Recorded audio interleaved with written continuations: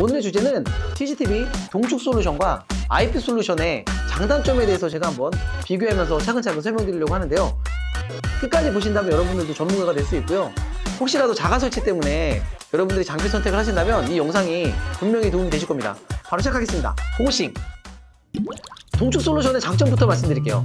동축은 보통은 1대1로 연결하기 때문에 물리적으로 보안성이 굉장히 좋습니다. 그래서 CCTV의 기본은 내부망을 통해서 내부에서만 연결되는 게 CCTV의 근본이라고 할 수 있습니다. 그래서 보안성이 굉장히 뛰어나다라고 할 수 있고요. 카메라에 혹은 녹화기 사이에 선을 끌어가지고 연결만 하면 영상이 나오기 때문에 설치가 굉장히 쉽고요. 어떻게 보면 조그만 사이트에서는 유지 보수도 굉장히 쉽습니다. 그러니까 뭔가 선이 하나 불량이면 그 선만 갈면 되기 때문에 원인이 굉장히 심플하다고 할 수 있죠. 초기 비용이 굉장히 저렴합니다.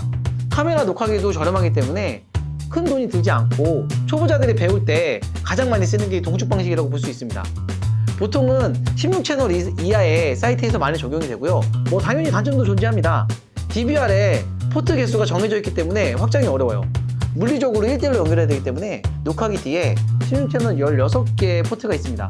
녹화기가 만약에 32채널이 되면 뒤에 포트가 32개가 있으려면 엄청나게 커지고 하드웨어적으로도 굉장히 장애 요소가 많아집니다. 다른 곳에서 모니터링을 하기 위해서는 리모트 소프트웨어가 좀 필요합니다. 그래서 PC에 소프트웨어를 깔아야 되고요. 네트워크가 좀 구축이 돼야 됩니다. 조작은 항상 본체 앞에서 해야 됩니다. 녹화기 근처에 마우스 가지고 제어하거나 과거에는 뭐 리모컨 가지고 제어하거나 그 본체 근처에서 제어를 해야 된다는 좀 불편함이 있을 수 있습니다. 카메라 타입이 또 정해져 있어요. SD 아날로그 타입이나 AHD, TBI, CBI, HD SDI, EX SDI 같이 다양한 신호 방식이 있기 때문에 그 중에 영상 신호 방식이 틀리면 호환이 되지 않습니다.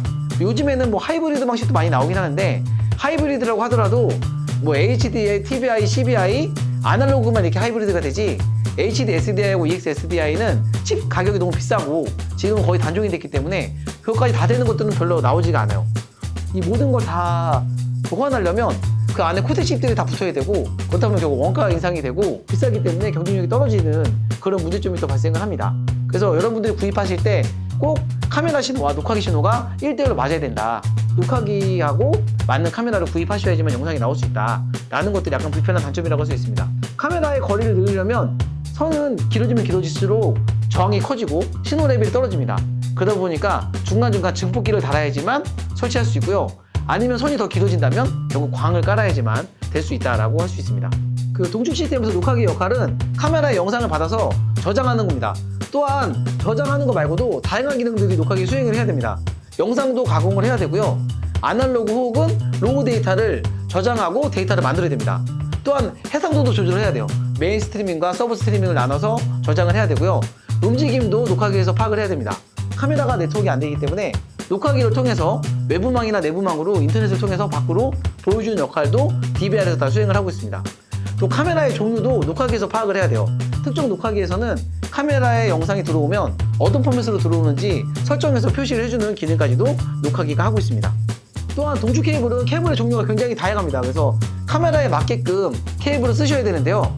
AHD, TBI, CBI, 아날로그는 OC, EV나 RG58 같은 50ohm짜리 저항이 들어가 있는 선을 사용하셔야 됩니다.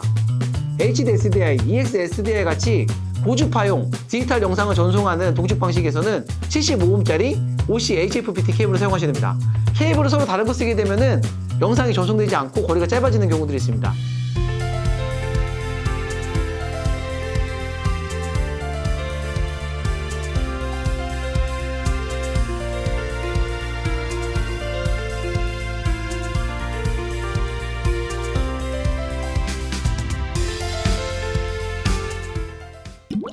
다음은 IP 솔루션의 장단점에 대해서 설명드릴게요. IP 카메라의 장점이라고 하면 확장이 굉장히 자유롭게 될 수 있다. 이게 굉장히 뛰어난 장점 중에 하나죠. 필요하면 녹화기만 교체하거나 네트워크만 받쳐준다면 카메라도 무제한을 달 수 있습니다. PC나 서버 타입의 MBR에다가 소프트웨어 탑재해서 쓰는 MBR 같은 경우에는 네트워크의 대역폭이나 PC의 사양에 따라서 어떤 건 128채널, 어떤 건 그 이상도 영상을 받아들일 수 있다는 게 장점이라고 할 수 있죠. 다른 곳에서 모니터링 하려면 녹화기 혹은 디지털 스팟 같은 장비로도 가능합니다. 정 필요하다면 카메라만 접속해서도 볼 수 있어요. 그러니까 녹화기로 사용하지 않고 원격지의 장비로 모니터링이 가능합니다. 서울에서 제주도 영상을 땡겨볼 수 있고요. 미국에 있는 지사의 영상도 땡겨볼 수 있고 달나라에 있는 영상도 당겨볼 수 있습니다. 네트워크만 가능하다면. IP 카메라 영상을 그냥 녹화기 없이도 바로 볼 수 있기 때문에 카메라 영상을 받아서 MBR에서는 사실 저장만 합니다. 영상 가공부터 웬만한 것들은 거의 다 카메라가 해서 보내요. 움직임 파악 역시도 카메라에서 주는 거에 따라서 신호만 넘겨받아서 저장을 합니다. MBR에 나오는 HDMI 포트나 VGA 포트에서 바로 영상을 보여줄 수 있습니다.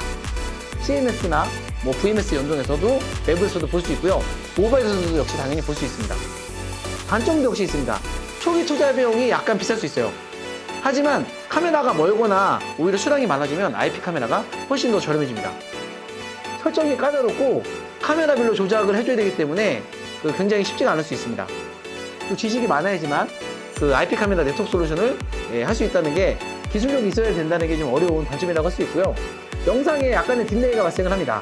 동축 방식 같은 경우는 거의 라이브로 실시간으로 전송되는 반면에 IP 카메라는 약간의 레이턴시가 발생을 해요. 카메라에서 영상을 압축하고 보내고 녹화기에서 영상을 푸는 과정에서 변조와 복조하는 과정에서 약간의 시간차가 발생한다. 이거는 네트워크 카메라에서는 무조건 발생할 수밖에 없는 현상이라고 알 수 있으면 되겠습니다. 메인 스트리밍의 역할은 주로 녹화하는 고해상도 메인 영상을 메인 스트리밍이라고 합니다. 그래서 서브 스트리밍보다 약간 해상도가 크고요. 녹화기에 따라서 1분할, 4분할 등에서도 메인 스트리밍을 사용합니다. 서브 스트리밍 같은 경우에는 주로 디스플레이 하는 역할로 사용합니다. 왜냐면 네트워크 전송에 따라서 대역폭을 줄일 필요가 있기 때문에 녹화기에 따라서는 9분할 혹은 16분할에서부터 사용을 하고요. 대부분 D1급 720-480이나 640-480 사이즈로 작은 사이즈로 전송을 합니다. 그래서 카메라에서 두 개를 동시에 보내요. 메인과 서브를 동시에 보내서 메인은 깨끗한 영상으로 보고요. 이 서브는 좀 작은 영상으로 더 작은 조각의 영상 9, 16, 32 이런 영상에 쓰거나 아니면 모바일로 영상을 보낼 때 모바일에서도 이렇게 서브 스트리밍에서 당겨보는 경우도 많이 있습니다. 그 다음에 세 번째 스트리밍으로 더 낮은 해상도입니다. 카메라 혹은 녹화기에 따라서 서브보다도 좀 더 작은 크기의 영상으로 전송을 하고요. 혹은 서브 스트리밍과 동일한 사이즈로 발송하는 경우도 많이 있습니다. 만약에 사이즈가 같다면 JPEG이 아닌 MJPEG이나 다양한 방식의 영상 프로토콜이 나오는 경우도 있기 때문에 보통은 카메라 성능이 좋을수록 메인 서브 스트리밍까지 다양한 스트리밍을 전송해서 녹화기에서는 그냥 단시 스트리밍 받아서 저장하는 역할만 할 수 있기 때문에 녹화기의 부하가 줄어든다고 할 수 있습니다.